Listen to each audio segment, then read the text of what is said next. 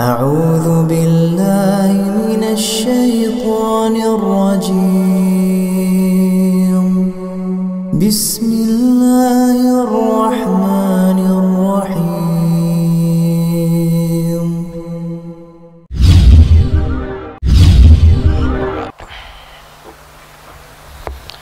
Alhamdulillah Rabbil Alamin. Alhamdulillah wa syukrulillah ala kulli ni'amihi.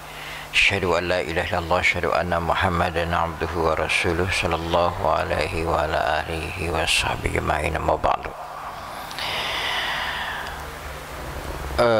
Mudah-mudahan Bapak Ibu sekalian masih bisa bertahan untuk bersama-sama menambah amaliyah kita dalam hidup ini, menambah pengetahuan kita, ilmu kita, tentu saja dalam rangka mengokohkan keimanan kita dan meningkatkan kualitas amaliyah kita dalam beribadah kepada Allah Subhanahu wa taala. Jadi sholat berjamaah ini juga merupakan tuntunan, dan yang paling tidak kalah pentingnya itu adalah sesudah sholatnya. Jadi sholat ini membentuk diri kita agar kita benar-benar menjadi seorang muslim. Bukti keislaman kita itu sebetulnya di luar sholat. Nah, saya menyambung beberapa materi beberapa waktu yang lalu, termasuk maghrib saya diberikan kesempatan memberikan kuliah di sini. Awal subuh dulu saya mengingatkan agar dalam beriman kepada Allah atau agar menuhankan Allah itu tidak cukup hanya pernyataan saja Allah Tuhan saya, tapi dia betul-betul melekat di hatinya dan terbukti dalam tindakan dan perbuatannya. Ini dua unsur yang paling pokok, hati dan perbuatan, niat wal amal, fi qalbi wa fil amal. Itu yang jauh-jauh Nabi sudah mengingatkan, innallaha la yanzuru ila jasamikum wala ila suwarikum walakin yanzuru ila qulubikum wa a'malikum. Sesungguhnya Allah tidak melihat bentuk-bentuk kalian semua. Artinya Allah tidak melihat jisim-jisim kalian, suku bangsanya apa, bahasanya apa. Juga tidak melihat bentuk-bentuk kalian semua, termasuk gelar, jabatan, itu sama sekali Allah tidak lihat.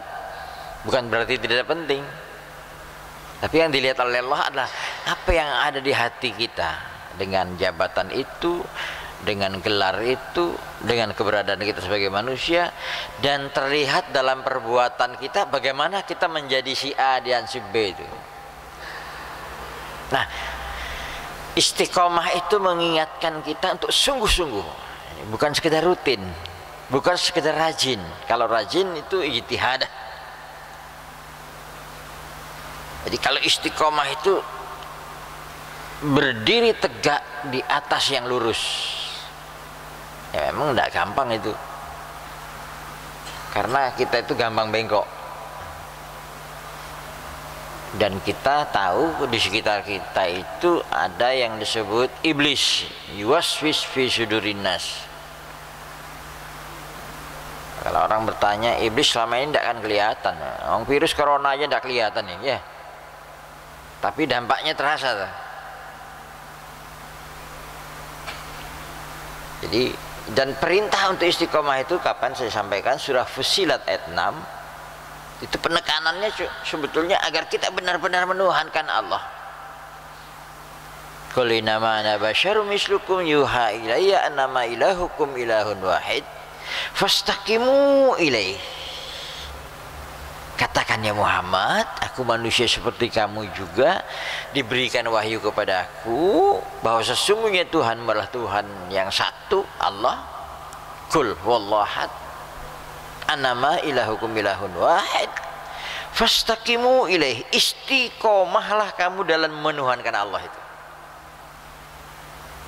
Kalau yang mengatakan Allah Tuhan saya itu sudah banyak. Di rumah kita juga ada tulisan lafal Allah. Bahkan Indonesia khususnya Pancasila itu kan sila pertama itu ketuhanan Maha Esa. Itu tulisannya, itu ucapannya lah. Prakteknya, malah saya dengar akhir-akhir ini ada yang mau mencoba menghalalkan minuman keras dijual bebas ya kan. Kalau beriman sama Allah masa kok berani begitu? Saya sangat protes sekali. Jangankan beredar di pasaran, impor aja saya masih protes, apalagi dijual bebas. Itu contohnya. Karena itu Allah ingatkan, istiqomahlah, astaghfiruh, minta ampunlah kamu kepada Allah apabila ada kesalahan perbuatanmu. Di belakang ayat itu ada kata-kata wailul lil musyrikin, celakalah orang-orang yang syirik. Nah, kalau diterjemahkan baik-baik, dipahami baik-baik, yang namanya syirik itu kan dosa paling besar, Pak. Syirik itu praktek tidak istiqomah menuhankan Allah. Ya, biar gampang, rujukannya siapa yang orang benar-benar beriman kepada Allah dan istiqomah itu ya para nabi. Para nabi itu banyak, nabi yang jadi sentral utama itu Nabi Ibrahim. Saya kira kita sudah sering diceramahi itu tentang cerita riwayat Nabi Ibrahim, di dalam Al-Quran juga ada. Tidak ada satupun ketetapan Allah yang tidak ditaati Nabi Ibrahim. Klimaksnya ketika Allah menyuruh dia menyembelih anaknya, itu pun dia taati.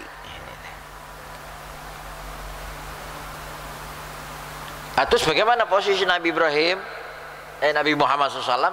Kita semua maklum Nabi Muhammad itu penerus, pelengkap, penyempurna apa yang pernah ditegakkan Nabi Ibrahim. Dan beberapa ayat menegaskan wa ma kana minal musyrikin. Nabi Ibrahim itu bukan orang yang mensekutukan Allah. Jadi tolong diasumsi kita jangan berpikiran bahwa mensekutukan Allah itu menyembah berhala. Makanya waktu maghrib kemarin saya mengingatkan bahwa di dalam Islam itu sebetulnya tidak ada praktek penyembahan. Tolong jangan sampai sampean anggap sholat itu nyembah Allah lah. Allah nggak ada di depan sampean.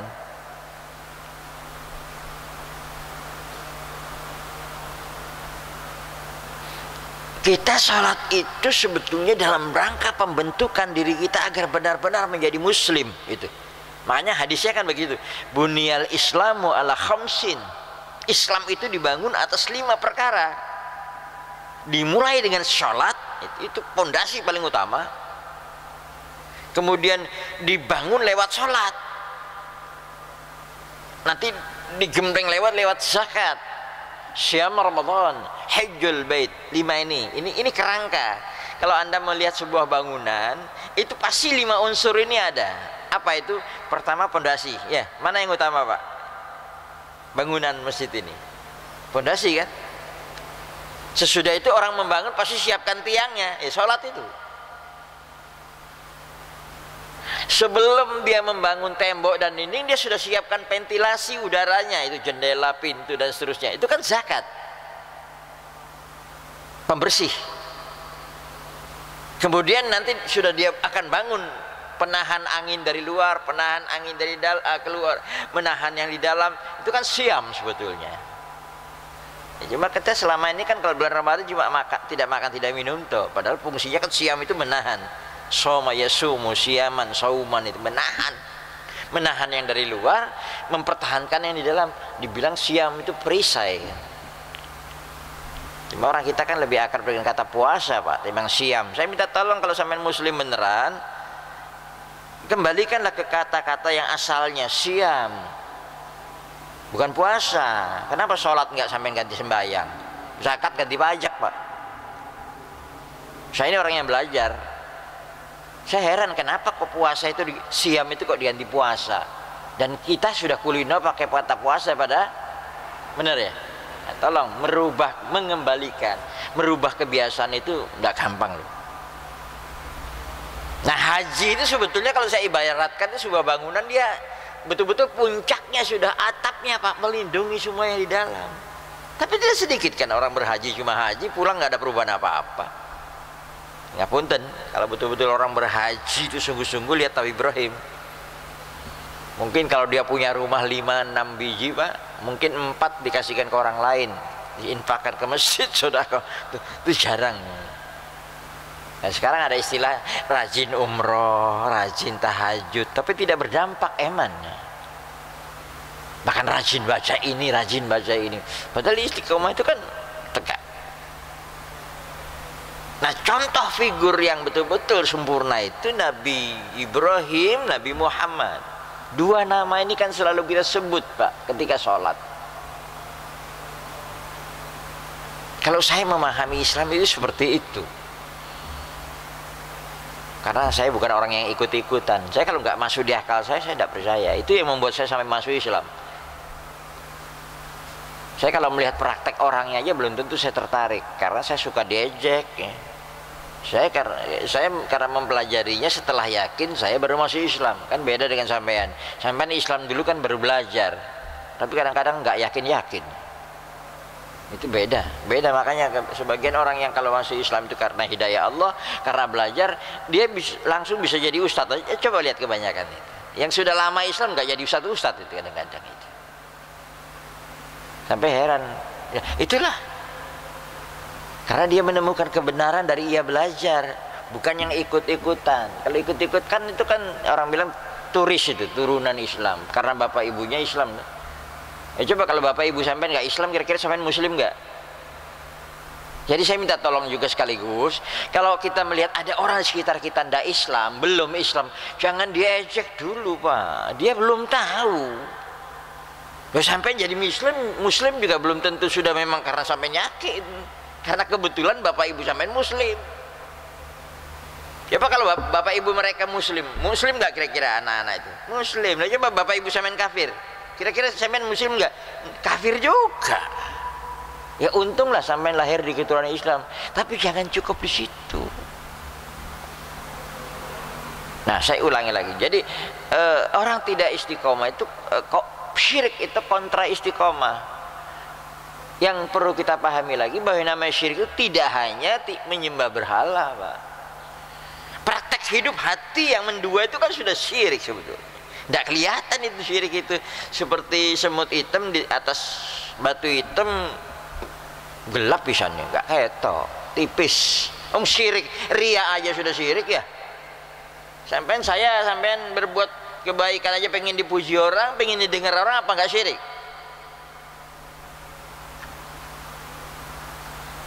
Ada 3 sebetulnya yang betul-betul kalau dirangkum 3 hal ini yang membuat orang sering mensekutukan Allah. Apa itu Ustaz? Pujian. Jadi semuanya harusnya billah, lillah, illallah. Semuanya kalau betul-betul istiqomah, betul-betul mengabdi kepada Allah. Sekali lagi bukan menyembah ya. Saya tempoh hari udah maghrib mengingatkan, saya setelah pelajari baik-baik, salah kalau orang mengartikan iyyaka na'budu wa iyyaka nasta'in, hanya kepadamu ya Allah kami menyembah. Saya kok nyari katanya aja udah tidak cocok itu. Karena ibadah itu iyyaka na'budu itu kan berasal dari kata abada ya'budu abdan, abdi, mengabdi itu lebih tepat. Menghambakan diri, hanya kepadamu ya Allah aku menghambakan diri. Bahasa yang lebih tajam lagi, hanya kepadamu ya Allah aku memperbudak diriku. Jadi budak yang paling bagus itu budaknya Allah, Pak.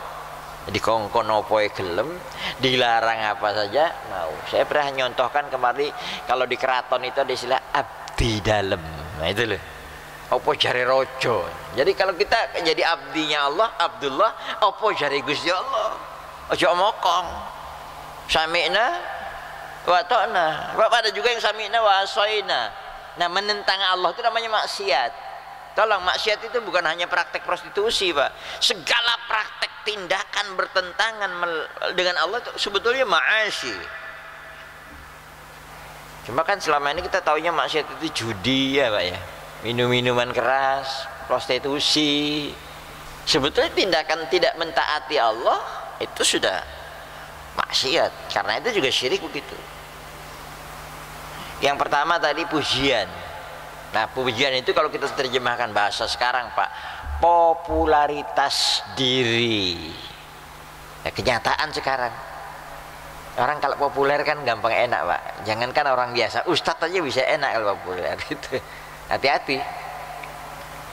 Apalagi dunia televisi itu, masuk TV terus samain populer, gak sekolah dukur-dukur, gajinya bisa besar. Kadang-kadang gak adil Pak. Saya kadang-kadang melihat, mohon maaf, yang di pelabuhan itu loh, ngangkat abot, bayarannya biru. Artis cuma jadi pembawa acara Pak. Cuma melawak sebentar aja, bayarannya kalah orang kuliah orang S3 itu kalah. Itu. Di dunia politik sekarang pun di Indonesia kayaknya berlaku seperti itu. Kalau sampai populer itu biar gak pinter bisa jadi gubernur, bisa jadi lurah, mohon maaf bisa jadi bupati, bisa jadi presiden malah kadang-kadang. Nggak populer apa nggak ada yang tahu ya kan? Itu kalau mengandalkan popularitas pujian. Makanya banyak orang kadang biar terkenal dia cari-cari supaya dipuji-puji. Istilah bahasanya sekarang itu kerennya apa itu Pak? Pencitraan ya. Itu yang saya sering dulu pencitraan. Nah itu kan sudah bumbu syirik itu. Sudah ada niat rusak kalau tatanan seperti ini. Karena tidak karena Allah, tidak lillah, tidak billah. Yang kedua apa? Kenikmatan dunia. Apa saja kenikmatan dunia itu kalau kita kunci close-nya itu intinya materi kan Pak. Materi itu kalau dibahasakan sekarang itu harta itu kalau dibahasakan paling gampang lagi fulus ya kan. Kadang-kadang orang menuhankan uang, banyak orang teriak wah korupsi, anti korupsi. Dulu begitu juga sampai dinyanyikan berantas korupsi, ketangkap. Ini ada lagi, ini juga sering anti korupsi. Dana bantuan sosial ini korupsi, nemen. Ini kalau uang sudah jadi Tuhan Pak. Saya sering bilang fulus sudah jadi berhala baru. Hati-hati, Mekah itu juga kayaknya Ka'bah itu juga dikelilingi berhala-berhala modern Pak. Gedung-gedung mewah hanya untuk cari uang, mengalahkan Ka'bah. Sampai Ka'bah itu ketutup hanya gara gedung-gedung sampingnya itu contohnya. Hingga saya tidak heran kenapa Allah juga tidak melindungi Ka'bah sekarang. Ini perlu koreksi ini negara Arab ini, Arab Saudi khususnya. Kalau Islam sungguhan, jangan hukumnya saja potong tangan. Tapi Anda tidak pernah tahu dengan saudara Anda yang susah, ya. Termasuk Ka'bah juga yang dulu pernah dilindungi Allah, sekarang Anda tidak lindungi. Dari kepentingan materi, bangun hotel besar-besar di sekitarnya, hanya di tempat orang kaya, orang miskin tidak mungkin bisa tidur situ, Pak. Itu sudah prinsip yang tidak istiqomah adil dalam Islam. Saya malah berpikir kalau saya jadi raja di sana, Ka'bah itu saya akan bebaskan dari bangunan minimal 1 kilometer. Nah itu kan prinsip adil juga ada. Sampai miskin atau kaya ya monggo jalan kaki podo kalau haji kan gitu Pak. Hotelnya kan sama 1 kilometer jaraknya, melingkar itu dari jauh udah kelihatan Ka'bah itu Pak. Masjidil Haram itu jauh dari bangun. Bisa bayangkan sendiri. Bayang noe sudah iki bongkar iku apa ya pikirannya itu. Nah, fulus. Yang ketiga, ini lagi yang kadang-kadang menjadi sekutu ke Allah, apa? Kedudukan, jabatan, kekuasaan. Itu dalam bahasa Al-Qur'annya al-muluk. Yang berkuasa namanya Malik ya. Padahal kan tiap hari kita ngomong Malik Yaumidin, Allah lah penguasa. Mulkus samawati wal, pemilik langit dunia ini penguasanya Allah. Rabbul alamin juga artinya pelindung, penguasa, pengatur Allah SWT, alam semesta ini Allah. Nah, ini tiga ini kadang-kadang menggeser Allah karena tiga ini orang halalkan yang tidak dihalalkan Allah. Karena tiga ini dia lupakan Allah, dia jadi seolah-olah jadi tandingan dalam hidupnya.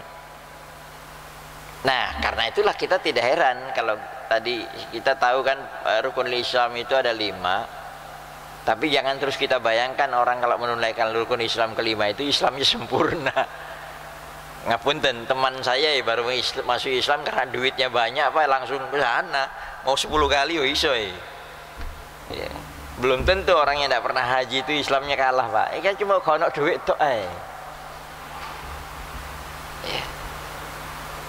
Apalagi di Indonesia, mohon maaf, haji bisa jadi predikat ya. Saya makanya tolong jangan ditulis gelar macam-macam, itu gak kanggu nanti di akhirat itu. Malah tinggi bikin abot. Oh, haji ditulis. Nama saya tidak ada hanya Ahmad Syaukani. Kalau Ong itu marga. Karena dulu saya dilahirkan di keluarga Tionghoa dan nama juga Pak Ong Lifu. Sebetulnya tidak diganti nama tidak apa-apa. Setiap suku bangsa itu sudah Allah beri ciri khasnya sendiri. Islam datang itu bukan menghilangkan warna kulit. Islam datang itu bukan menghilangkan bahasa. Islam datang itu mengislamkan manusia-manusia yang aneka macam di dunia ini. Jadi bukan mengarabkan. Ini ada hati-hati nih.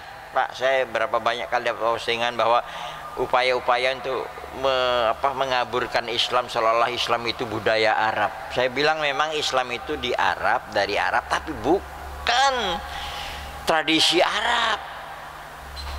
Malah haji umroh itu kebiasaan sebelum Nabi Muhammad ada kan. Waduh, ngawur ini. Kan ada upaya-upaya seperti itu. Saya bilang Nabi Muhammad itu memang keturunan Arab, tapi Nabi Muhammad tidak diutus hanya untuk orang Arab, tapi untuk segenap manusia. Ayatnya jelas sekali itu, surat Saba ayat 28, surat ke-34. Wa ma arsalnaka illa kaffatan linnas. Ini perlu juga dipahami kita. Jadi sekaligus saya sering bilang sama teman-teman ya yang belum muslim seperti saya, ini banyak salah paham. Jadi kita kalau ketemu orang yang suku bangsa apa aja jangan mengejek, Pak. Islam itu untuk semua ya. Saya pernah ke Chengho, ke Tiongkok, namanya di kampung itu namanya, di situ ada sahabat Nabi wafat, ada kuburannya. Sa'ad bin Abi Waqqas. Ada masjidnya itu, cuma ya tercampur aduk. Kadang-kadang di situ ada juga sembayangan itu ya. Jadi sembah itu kan dari kata bahasa lain Islam ya. Itu di Guangzhou namanya, Guangzhou. Saya pas pagi-pagi jalan, kalau waktu itu saya ambil ngerokok, ada dua anak muda remaja itu, kita umur 18 tahun. Dia tanya saya, Muslim. Saya bilang iya, terus haram gitu, Pak. Itu berani ya katakan haram, rokok haram katanya gitu ya. Kalau di sini kan tingkatnya macam-macam. Nah ini contoh. Jadi jangan dikira di Tionghoa sana, Cina sana nggak ada yang Muslim, cuma nggak kelihatan. Ya. Dan kalau mereka Muslim kadang-kadang ya itu tadi, ya, dia lebih sungguh-sungguh ketimbang yang sudah lama, khususnya yang di sini juga demikian. Nah karena itu Bapak Ibu sekalian, tiga ini selalu kita, orang yang berhaji itu selalu mengucapkan ini ketika dia berangkat ke Mekah, ke Ka'bah, melihat Ka'bah, dia menyatakan, coba perhatikan, innal hamda, apa lagi, wa ni'matalak wal mulka laka, belakangnya ada kata-kata, nah ini la syarikalak, la syarikalak, sesungguhnya pujian itu milikmu ya Allah. Popularitas tadi itu, karena kan tidak pernah turun Allah itu. Di dunia ini populer bisa turun, Pak. Romai Rama, Takus, Pleska dulu itu ya, kalau penyanyi-penyanyi, pejabat, termasuk Ustadz. Nah, saya ingat betul, saya tahun 80-90 itu kok hampir tiap hari itu tidak ada waktu tidak ceramah, Pak. Bisa satu hari berapa kali, aduh, kewalahan saya sampai istirahat. Lama-lama ya turun itu. Ustadz ini gitu. Itu kalau popularitas, karena itu jangan karena itu milik Allah. Allah tidak pernah turun dari kepopulerannya. Yang kedua,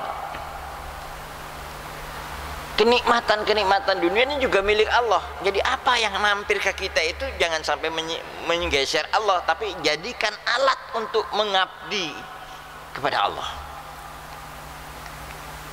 Alhamdulillah kalau Bapak Ibu punya harta, terus kemudian sebagian hartanya membantu saudaranya yang muslim, yang susah, membangun masjid dengan tujuan yang benar, yang baik, dan macam-macam. Tolong termasuk ibadah itu bukan hanya urusan masjid, Pak. Jalan di depan rumah rusak, dandanono, nggak usah nunggu PU kalau memang kita bisa. Maka saya akan bilang, bukti kita muslim itu sebetulnya di luar masjid, bukan ketika dalam masjid. Masjid ini tempat sujud membentuk diri kita jadi muslim. Buktinya di mana? Di luar. Saya sering lihat banyak orang rajin ke masjid tapi tidak mau tahu tetangganya. Bahkan ada yang rajin umroh tapi tidak tahu saudaranya yang miskin di kampung, kan aneh. Orang bisa umroh itu ada duit gak, Pak? Lah orang miskin itu butuh uang gak? Yang ini yang aneh. Jadi tidak connect kadang-kadang. Padahal dia siam Ramadan, dia bisa beli baju bagus-bagus untuk anaknya bisa, tapi tetangganya yang tidak sekolah dia tidak tahu muslim. Mudah-mudahan kita tidak seperti itu, sesuai kemampuan kita. Nah, yang ketiga tadi, innal hamda wa ni'matalaka wal mulka la syarikalak. Sesungguhnya kekuasaan itu milikmu ya Allah. Jadi kalau ada orang yang berkuasa yang benar-benar menuhankan Allah, jadi bupati, jadi wali kota, jadi gubernur, jangankan jauh-jauh, jadi lurah ya atau RW saja, dia harus betul-betul mengekspresikan maunya Allah buat saya di kampung ini ngapain gitu loh. Dari bawah aja lah, jadi RT. Saya dalam rangka beribadah sama Allah, saya punya kekuasaan ini, jadi RT. Karena struktur paling bawah itu di kita itu RT, di luar negeri RT tidak ada, Pak. Kadang-kadang kan ada jadi RT sombong ya, Pak. Ada yang baru jadi RT, mana jadi camat lain mana. Nah, syukur-syukur kalau dia dengan kekuasaan ini, yat al-yat ini dia gunakan betul-betul untuk beribadah, mengabdi kepada Allah, dia ekspresikan. Allah bilang ini tidak boleh. Nah, bagaimana caranya di kampung ini yang ini tidak boleh? Allah bilang berbuat baik, ramutlah bumi ini. Nah, bagaimana dia menjaga lingkungannya itu betul-betul indah, bersih? Saya tidak bisa bayangkan kalau RT, lurah sampai presiden, orangnya model seperti ini betul-betul istiqomah dalam beribadah kepada Allah, menggunakan kelebihannya berupa kekuasaan ini untuk taat kepada Allah. Kita akan merasakan hidup yang nyaman, yang aman dan nyaman kalau istilah Al-Quran ya. Aminatam mutmainah, aman dan tenang, nyaman. Nah, inilah yang bisa sampaikan pada subuh hari ini Bapak sekalian. Insya Allah kita akan lanjutkan kalau ketemu akan datang. Jadi saya coba rangkai. Awal pertama kali saya menyampaikan makna istiqomah dalam menuhankan Allah ya. Kemudian maghrib saya ingatkan makna ibadah. Jadi kalau orang betul-betul istiqomah nanti ibadah. Nah, kalau orang betul-betul ibadah mengabdi sama Allah, dia tidak syirik. Jadi jangan duakan Allah. Wala taj'alu lillahi andada wa antum ta'lamun. Itu surah Al-Baqarah 21. Insyaallah kalau ketemu lagi kita nanti bagaimana kita betul-betul menjadi sosok muslim yang sesungguhnya, atau pesan Allah yang sering disampaikan tiap Jumat itu oleh khotib Ali Imran 102, wala tamutunna illa wa antum muslimun. Jangan sekali-kali kamu mati kecuali dalam keadaan muslim. Nah, dalam artian yang luas, kalau jangan kamu mati kecuali beragama Islam sesuai terjemahan, gampang itu, Pak. Di kampung saya orang tidak sholat gitu ya, siam enggak, ngomong enggak karuan, minuman keras, iya, mati, macam-macam adatnya. Kalau enggak dikuburkan secara Islam, enggak enak, enggak disolatan marah, ya. Padahal waktu urip enggak sholat. Nah, kita jangan seperti itu. Kita pahami waktu akan datang, mudah-mudahan kita bisa lebih baik ya, sebelum kematian menghampiri diri kita, dan kita benar-benar istiqomah dalam menuhankan Allah SWT, menjadikan hidup ini betul-betul untuk beribadah atau mengabdi kepada Allah di semua lini hidup kita, dari bangun tidur sampai tidur kembali. Allah mudah-mudahan selalu membimbing kita, melindungi kita, memberi petunjuk kepada kita, keluarga kita, dan orang-orang yang kita cintai, dan khususnya para pemimpin, para petinggi, para orang-orang yang bertanggung jawab di negara ini. Mudah-mudahan Allah arahkan mereka untuk mengikuti petunjuk Allah, dan Allah cegah mereka dari pikiran-pikiran, ide-ide yang salah, ide-ide yang menyimpang dari Allah, ide-ide yang bisa merusak kehidupan di dunia ini. Demikian, terima kasih, mohon maaf. Wassalamualaikum warahmatullahi wabarakatuh.